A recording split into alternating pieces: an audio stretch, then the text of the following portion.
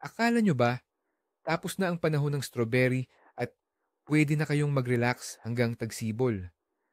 Pero paano kung sabihin ko sa inyo na sa Setyembre mismo, kayo ang nagpapasya kung sa susunod na taon ay aanihin nyo ba ang inyong strawberry ng bulto-bulto o kailangan pa ninyong bilangin isa-isa ang bawat bunga? Oo, tama kayo.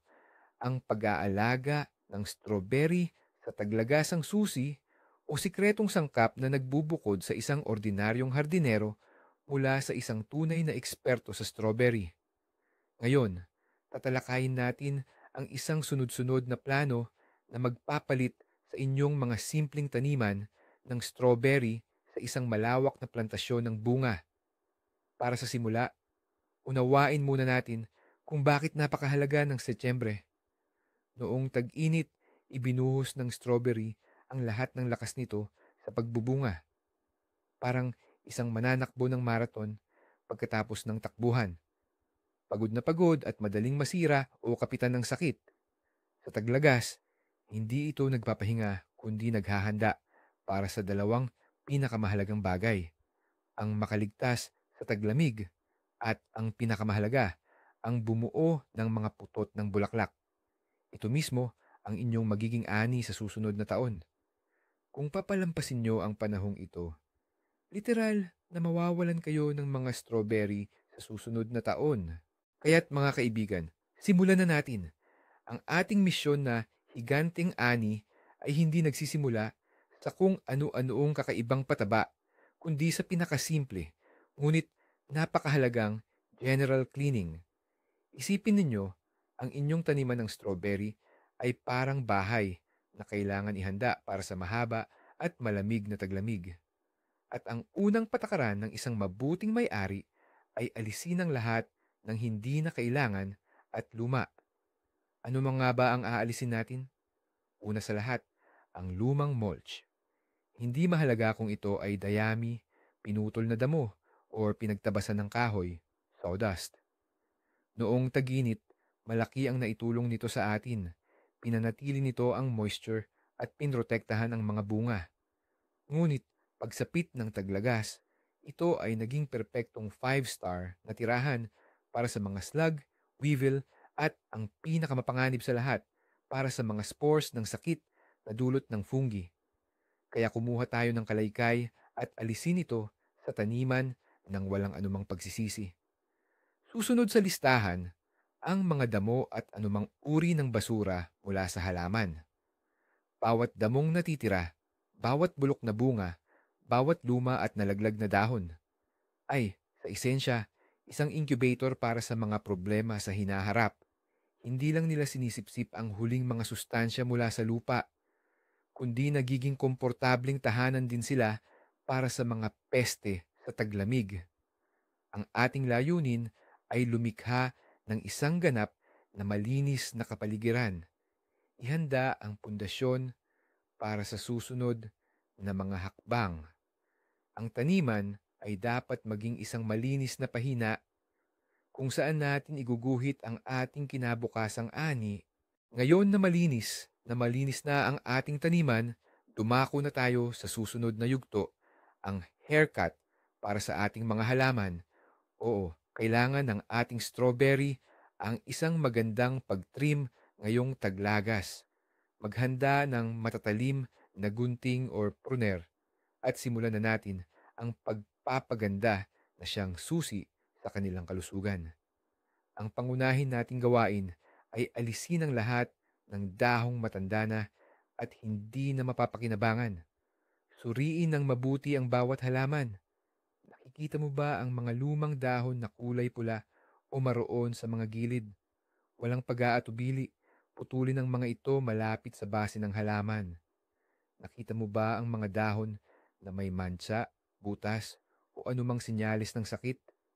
Unahin itong tanggalin. Gayun din, alisin ang lahat ng dahon na nakasayad na sa lupa. Hindi na sila nakakatulong sa photosynthesis. Sa halip, lumilikha lamang sila ng mamasa-masang kapaligiran na perpekto para sa pagkalat ng bulok at fungi. Bakit natin ito ginagawa? Hindi lang ito para sa aesthetics o kagandahan. Sa pagtanggal ng mga lumang dahon, tatlong mahalagang layunin ang ating natutugunan. Una, sinisira natin ang pinamumugaran ng sakit at peste. Pangalawa, pinapaganda natin ang sirkulasyon ng hangin sa gitna ng halaman. At pangatlo, at pinakamahalaga, itinutuon natin ang lahat ng enerhiya ng halaman hindi sa pagsustain sa mga lumang bahagi, kundi sa pagbuo ng mga usbong ng bulaklak at pagpapalakas ng sistema ng ugat bago sumapit ang taglamig. Pero tika, bago kayo tuluyang masarapan sa paggupit gamit ang inyong secateurs, tandaan ninyo ang gintong aral ng bawat hardinerong parang siruhano. Huwag manakit. Sa kabila ng lahat ng kahalagahan ng pagpuputol, may isang bahagi ng halaman na dapat talagang hindi ninyo galawin. Ang tinutukoy ko ay ang kanyang puso o sa siyentipikong tawag, ang puntos ng pagtubo. Ito ang mismong sentro ng halaman kung saan lumalabas ang pinakabata at mapusyaw na berdeng dahon. Bakit ito napakahalaga? Ito ang utak at sentro ng pagkontrol ng buong halaman. Dito magsisimula ang bagong pagtubo. Lalabas ang mga tangkay ng bulaklak at kalaunan ang pinakahihintay ninyong mga bunga. Kung aksidente ninyong maputol o hindi ninyo sinasadyang galawin ang pusong ito, tapos na. Maaari nang ituring na patay ang halaman. Hindi na ito makakapaglabas ng bagong dahon at malamang ay hindi na makakatagal. Para itong pinatay ang pangunahing switch. Hindi nasisindi ang ilaw. Kaya naman, kapag nagugupit kayo, maging maingat at mag-isip ng mabuti. Putulin lamang ang mga lumang dahon na tumutubo sa labas o sa gilid ng halaman. Ngunit ang maliit na grupo ng mga bata at malambot na dahon sa mismong sentro ay ingatan ninyo na parang inyong buhay. Mas mainam na mag-iwan ng isang lumang dahon kaysa aksidenteng masira ang puntos ng pagtubo. Ang isang maliit na pagkakamaling ito ay maaaring magdulot ng pagkawala ng buong halaman at ng lahat ng bunga nito sa hinaharap. Maging lubos na maingat. At narito na tayo sa isa sa mga pinaka-pinagtatalunang tanong na naghahati sa mga hardinero sa dalawang panig. Ano ang gagawin sa mga suwi ng strawberry pagdating ng taglagas? Ang mahahabang suwi o tangkay na ito na aktibong inilalabas ng halaman ay nagiging sanhi ng matinding debate. May nagsasabi, huwag galawin, habang ang iba naman ay mariing sinasabing, putulin. Alamin natin kung sino ang tama at tandaan na ang katotohanan tulad ng dati ay nakasalalay sa iyong partikular na layunin. Kaya, narito ang unang sitwasyon. Nais mong palawakin ang iyong taniman ng strawberry. Marahil ay mayroon kang bagong uri ng strawberry na nais mong paramihin o gusto mo lang palitan ang mga lumang halaman ng mga bago. Sa kasong ito, ang mga suwi ay ang iyong pinakamagaling na kaibigan. Ang mga ito ay libre at pinakamapagkakatiwalaang pananim, pero mayroon din itong sariling patakaran. Hindi advisable na hayaan ang lahat ng suwi na lumago. Ang kailangan lang natin ay ang pinakamalalakas at pinakamalusog na sanggol. Piliin ang mga suwi na unang order. Ibig sabihin, ang mga direktang lumalabas mula sa inang halaman. Sa pangkalahatan, sila ang pinakamatibay. Ugatin ang mga ito sa maliliit na paso nang hindi hinihiwalay sa pangunahing halaman o ikabit lang sa lupa sa kamang taniman. Sa ganitong paraan, makakakuha sila ng nutrisyon at makakapag-develop ng magandang sistema ng ugat bago dumating ang lamig. Ang lahat naman ng sumusunod na suwi na tumutubo mula sa mga sanggol na ito ay tanggalin na agad. Kailangan natin ng kalidad, hindi ang dami. Ngayon, tingnan naman natin ang ikalawang sitwasyon, ang pinakakaraniwan. Kung ang layunin mo ay hindi ang magkaroon ng mga bagong punla, kundi ang makakuha ng pinakamarami o Di kaya'y napakalaking ani ng prutas mula sa mga kasalukuyan mong tanim sa susunod na taon. Sa ganitong kaso, ang sagot sa tanong na ano ang gagawin sa mga runner o mga supling na gumagapang ay nagiging napakalinaw at hindi mapag-aalinlanganan. Putulin. Putulin ng walang awa, ng walang anumang pag-aatubili o pagdududa. Bakit ganoon katigasan ang desisyon? Isipin mo na ang inanatanim ay parang budget ng pamilya at ang budget na ito ay limitado. Puwede nitong ilaan ang resources nito sa dalawang bagay. Sa sarili nito, para palakasin ang mga ugat at magbuo ng mga bulaklak na magiging bunga, o sa mga anak nito, ang mga runner at mga bagong supling. Wala nang iba pang pagpipilian. Ang bawat runner na iyong iniiwan ay parang isang malakas na bomba na humihigop ng mahahalagang sustansya, tubig at enerhiya mula sa pangunahing tanim.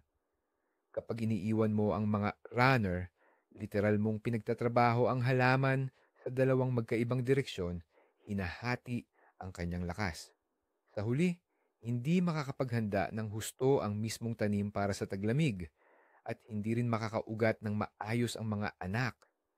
Ito ang daan patungo sa paghina ng buong taniman at bilang resulta sa maliit at kaunting ani.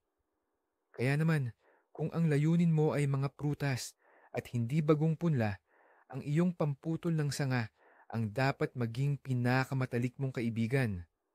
Tanggalin mo ang lahat ng runner sa pinakaugat nito. Hindi ito kalupitan, kundi isang matalinong pamumuhunan sa iyong magiging ani sa hinaharap. So, natapos na nating ayusin at linisin ang ating mga halaman ng strawberry. Ano naman ngayon? Ang susunod na gawain ay maaaring hindi paborito ng marami. Pero ang kahalagahan nito ay hindi matatawaran, ang pagbubunot ng damo. Oo, tama. Ang masusing paglilinis ng damo sa taglagas. Maaaring isipin ninyo na hindi na masyadong aktibo ang mga damo at pwede nang hayaan na lang ang lahat hanggang tagsibol. Pero napakalaking pagkakamali yan. Bawat damo na hahayaan ninyong manatili sa inyong taniman ng strawberry, ngayong taglagas ay parang isang time bomb na naghihintay lang sumabog. Una, kahit sa taglagas, patuloy pa rin silang nakikipagkumpetensya sa inyong mga strawberry para sa huling patak ng sustansya sa lupa na napakahalaga sa paghahanda para sa susunod na ani. Pangalawa, at ito ang pinakamahalaga, ang makakapal na damuhan ay perpektong taguan para sa mga peste habang taglamig. Dito nagtatago ang mga slug, mite, weevil, at iba pang klase ng peste. Hindi lang yan, ang ugat at mga natirang bahagi ng damo ay mainam ding lugar para mapanatili ang mga spora ng sakit na dulot ng fungi sa buong taglamig. At pagdating ng tagsibol, sa oras na uminit ang sikat ng araw, buong lakas na sasalakay ang buong hukbo ng mga peste at sakit na ito sa inyong mga bata at humina pang strawberry bush. Kaya huwag maging tamad. Bisitahin ang inyong taniman at bunutin ang bawat hindi inanyayahang panauhin na damo, pati ang ugat. Ang malinis na lupa na walang damo ay garantiya na sa tagsibol, gigising ang inyong mga strawberry na malusog at puno ng sigla. Sa halip na napapalibutan ng mga kaaway, pagkatapos nating linisin ang lupa mula sa mga damo, bagamat malinis na ito, madalas ay siksik at matigas pa rin, lalo na pagkatapos ng mga pag-ulan at pagdidilig tuwing tag-init. Ang mga ugat ng strawberry, tulad din natin, ay nangangailangan ng hangin upang makahinga. Kaya naman, ang susunod na mahalagang hakbang ay ang maingat na pagbubungkal ng lupa. Ito ay parang isang magaan na masahe na nagpapabuhay sa halaman. Gumamit ng maliit na asarol, hand cultivator, o kahit simpleng tinidor. Ang ating layunin ay bungkalin ang ibabaw na bahagi ng lupa sa paligid ng bawat puno ng strawberry. Ngunit dito, tulad din nang sa pagpuputol ng mga dahon, mahalagang huwag tayong maging labis-labis. Ang mga ugat ng strawberry ay mababaw at ang pangunahing ugat na sumisipsip ng sustansya ay malapit lang sa ibabaw. Kaya bungkalin lang natin ang lupa sa lalim na hindi hihigit sa 3 hanggang 5 sentimetro. Ano nga ba ang benepisyo nito? Una, sinisira ng pagbubungkal ang matigas na ibabaw ng lupa na nagpapahintulot sa oxygen na makarating sa mga ugat. Ito ay nakakatulong sa mabilis na paglaki at pag-unlad ng halaman. Pangalawa, pinapabuti nito ang kakayahan ng lupa na sumipsip ng tubig at makahinga. Ang mga pag-ulan o ang iyong pagdidilig ay masisipsip ng lupa ng mas maayos sa halip na dumaloy lang sa ibabaw. At pangatlo, habang nagbubungkal, sinisira natin ang natitirang maliliit na damo at ginugulo ang mga taguan ng larvae ng peste na nagtatago sa ibabaw na bahagi ng lupa. Ang simpleng gawaing ito ay lubos na nagpapataas ng bisa ng lahat ng susunod na proseso, lalo na sa paglalagay ng pataba at pagdidilig.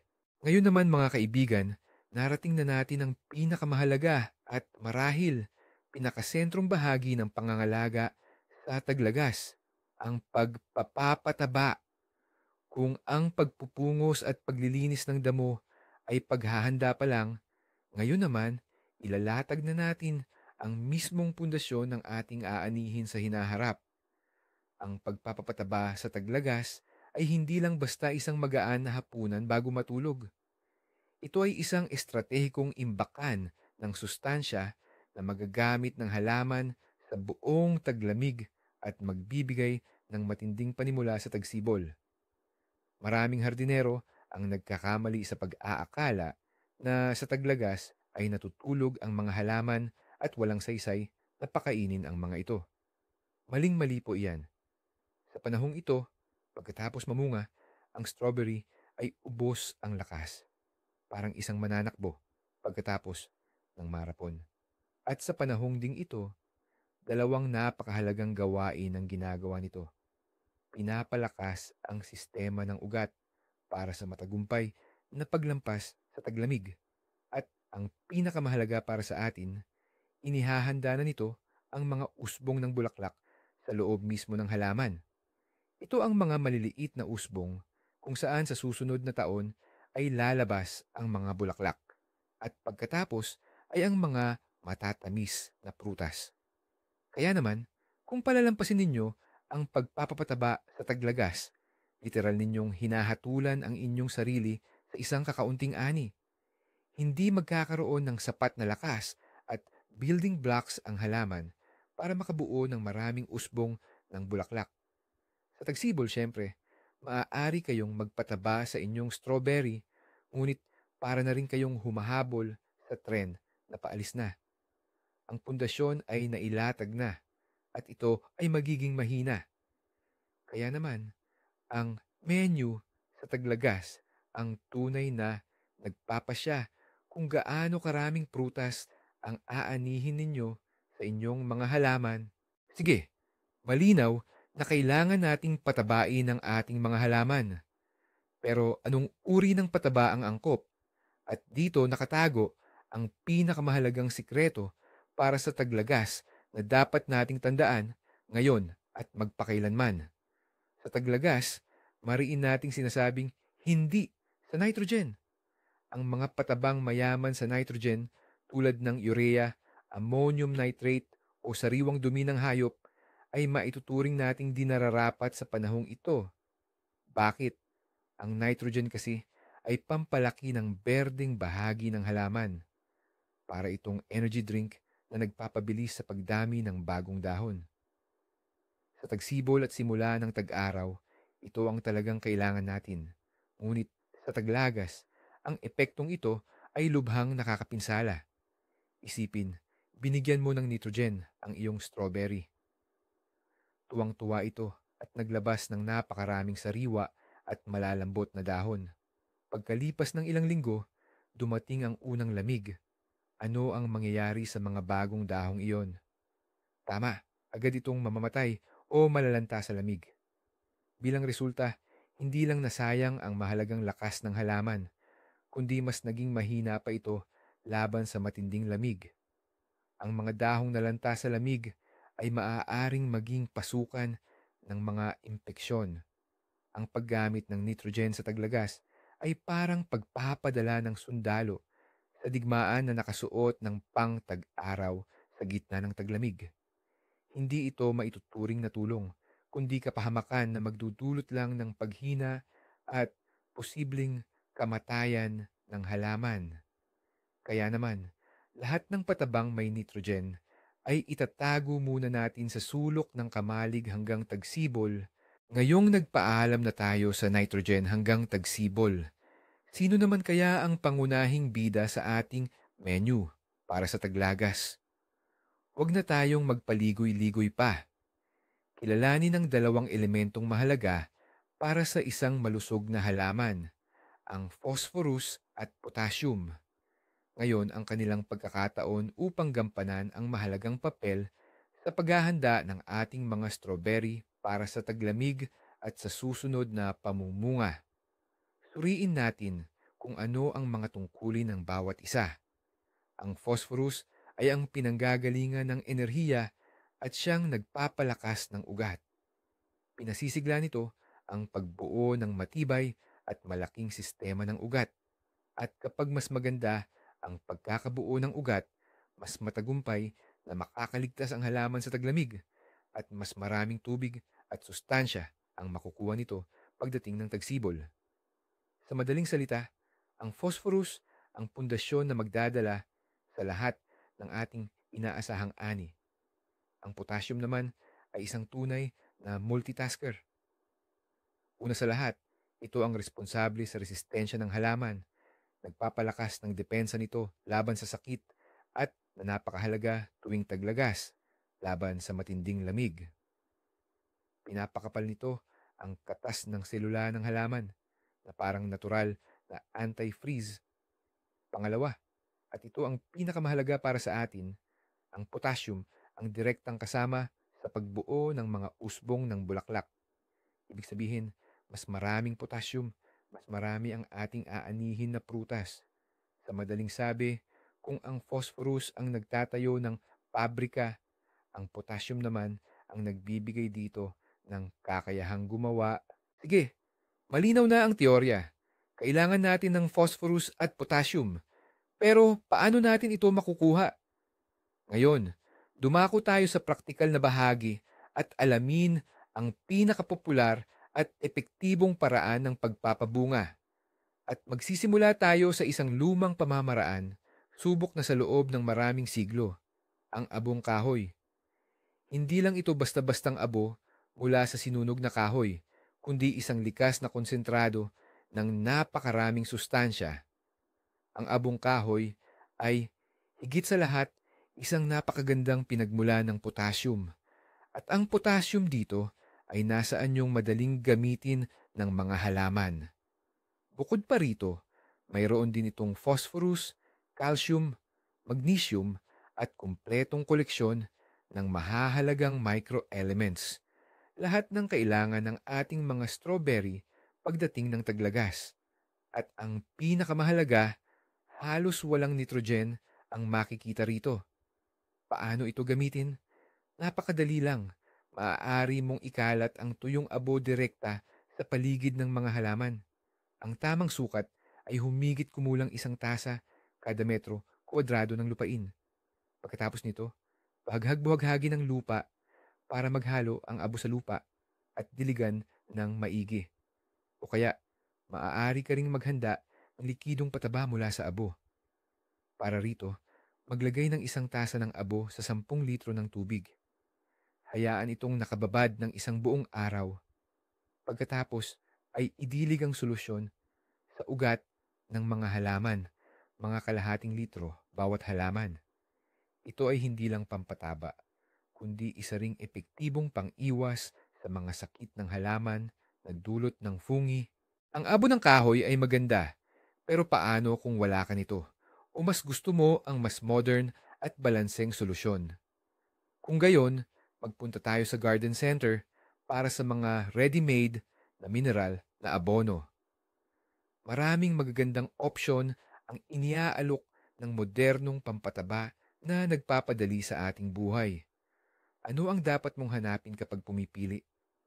Ang iyong pangunahing palatandaan ay ang salitang taglagas o pangtaglagas sa pakete.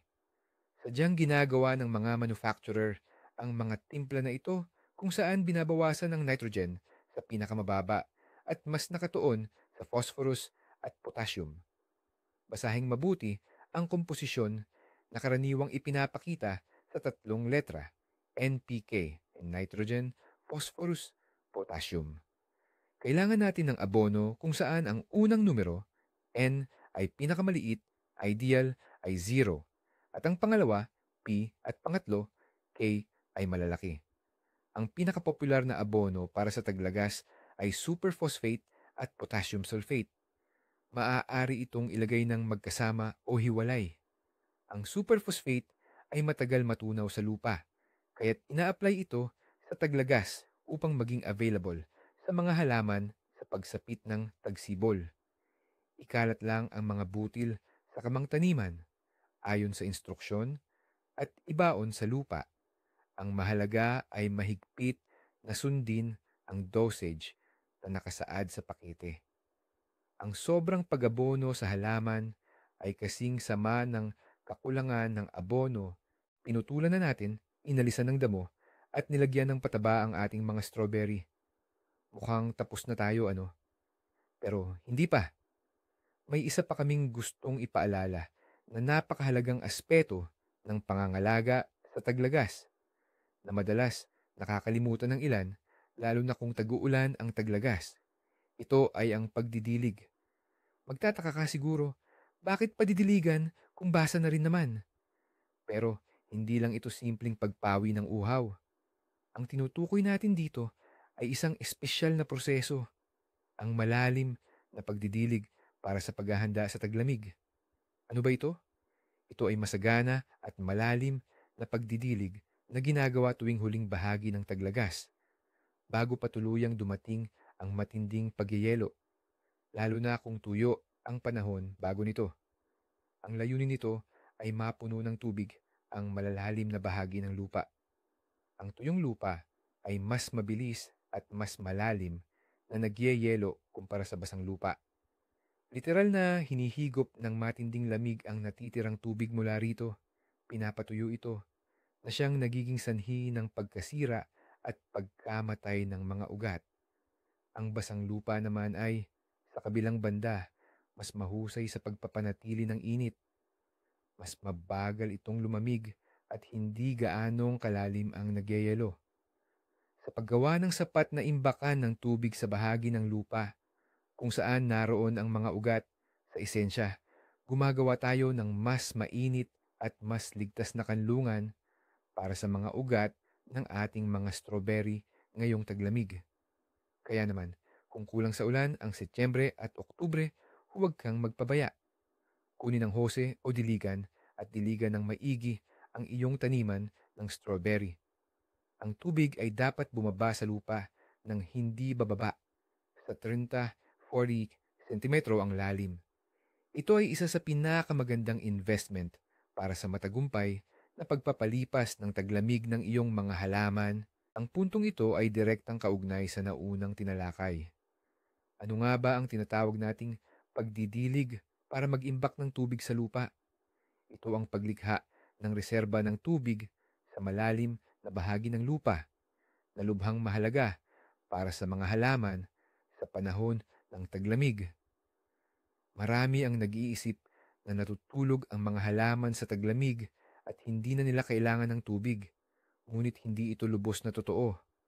Kahit pa may niebe, ang mahahalagang proseso ng buhay, bagamat mabagal, ay patuloy pa rin. At higit sa lahat, kahit sa matinding lamig, patuloy pa rin ang pagsingaw ng tubig mula sa ibabaw ng lupa at maging sa mismong mga halaman. Kung ang lupa ay nananatiling tuyo sa pagpasok ng taglamig, ang matinding lamig kasama ng hangin ay literal na nagpapatuyo sa sa sistema ng ugat. Ang pangyayaring ito ay tinatawag na taglamig na pagkatuyo. Pagdating ng tagsibol, maaaring makita mong hindi na muling sumigla ang iyong halaman at iisipin mong namatay ito sa sobrang lamig. Ngunit ang totoo, baka natuyo lang pala ito. Lalo itong mapanganib sa mga rehiyon na may kakaunting niebe at mahanging taglamig. Ang pagdidilig para mag-imbak ng tubig ang solusyon sa problemang ito. Lumilikha ito ng reserbang tubig na magpapanatili sa buhay ng mga ugat sa buong panahon ng taglamig. Ang lupaing puspos ng tubig ay mas mabagal lumamig at hindi gaanong kalalim ang pagyayelo. Kaya pinoprotektahan nito ang mga ugat mula sa mapaminsalang temperatura. Kaya tandaan, ang masaganang pagdidilig sa taglagas sa tuyong panahon ay hindi lamang isang kapritsyo, kundi isang napakahalagang agrikultural na pamamaraan na makakatulong sa iyong mga strawberry upang hindi lang basta makaligtas sa taglamig, kundi upang lumabas dito ng malusog at handa para sa bagong panahon. Napakalapit na tayo sa pagtatapos ng ating gawain. Malinis na ang taniman, naputulan na ang mga halaman, at nabigyan na sila ng sapat na nutrisyon. Ngayon, oras na para kumilos at sugpuin ang ating mga kaaway.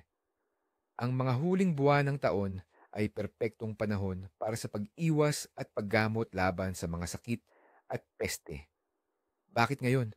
Dahil karamihan sa mga sanhi ng sakit at mga itlog o larva ng peste ay naghahanda na para sa kanilang pagtatago sa taglamig. Karaniwan silang matatagpuan sa mga labi ng halaman at sa ibabaw ng lupa. Ang ating layunin ay tuluyan silang puksain bago pa man sila makapagkubli sa kanilang taguan para sa taglamig. Ang pagpoprosesong ito ay ang ating matibay na pananggalang.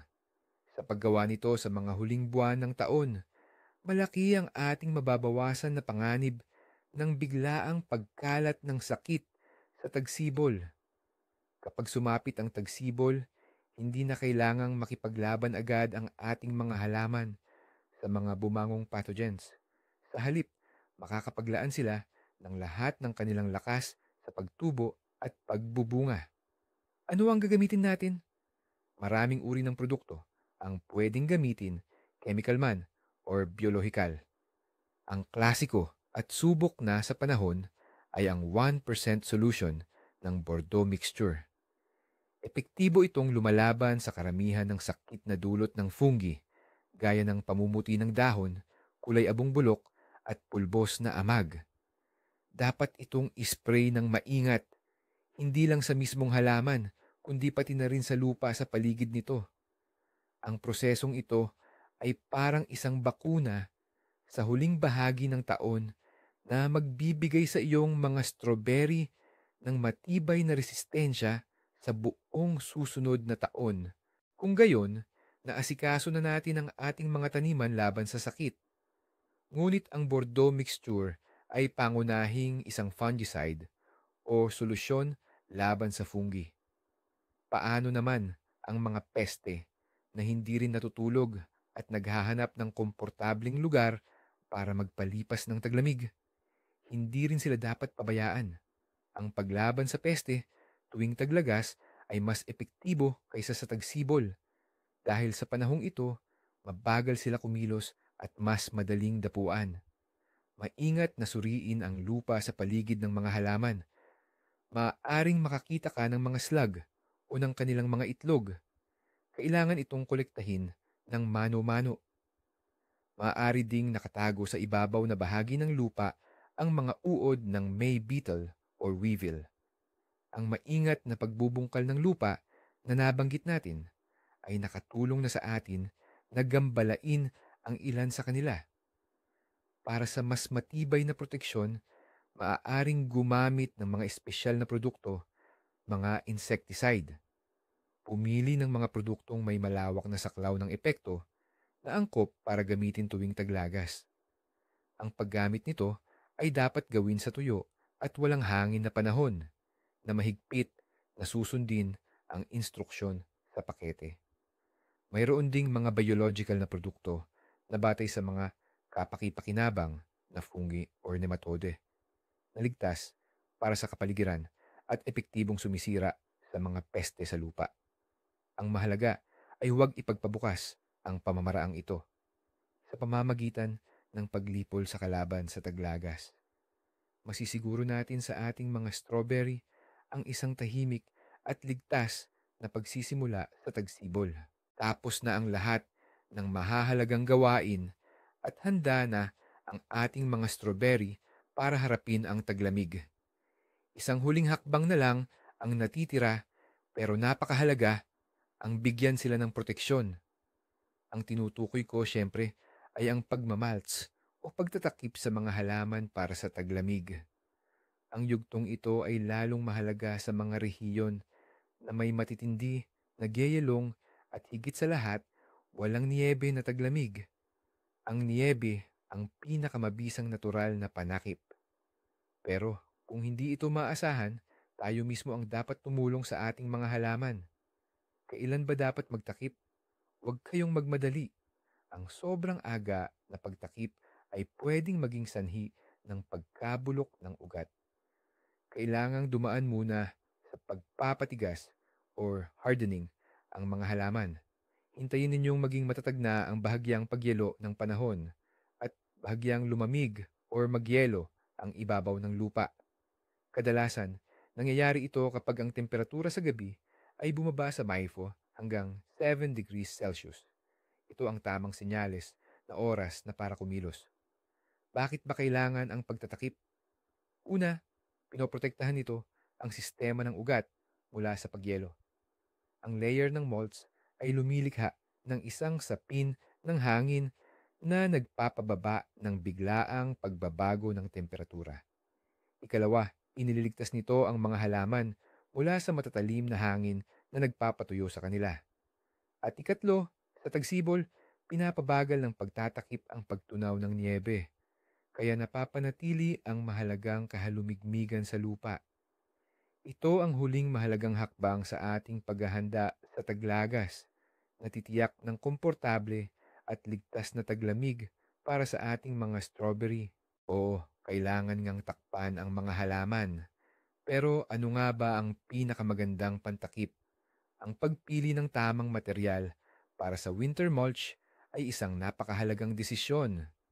Dito nakasalalay kung gaano kaginhawa at ligtas ang inyong mga strawberry sa buong taglamig.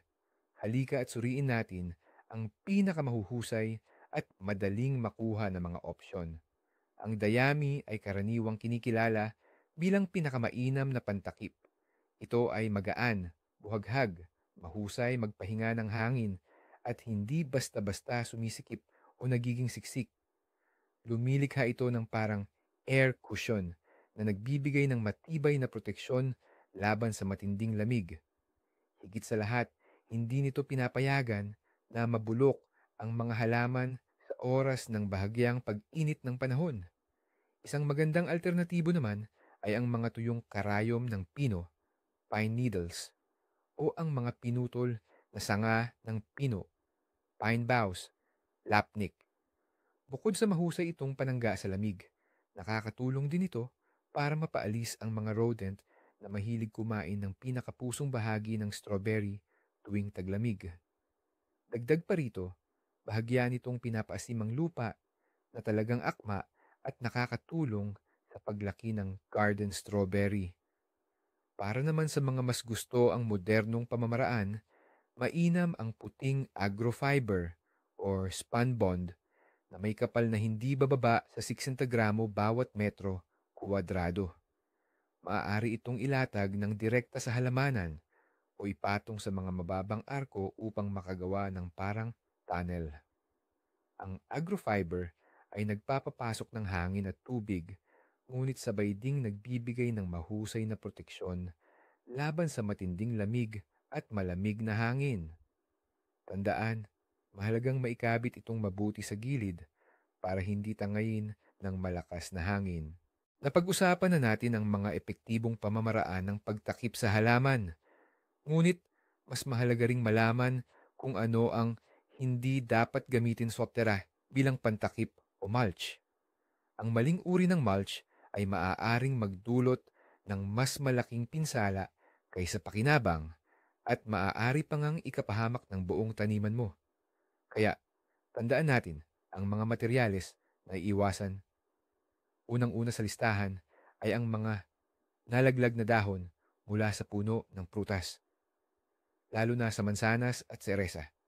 Sa tingin natin, ito ang pinakamadaling makukuha at pinakanatural na materyal.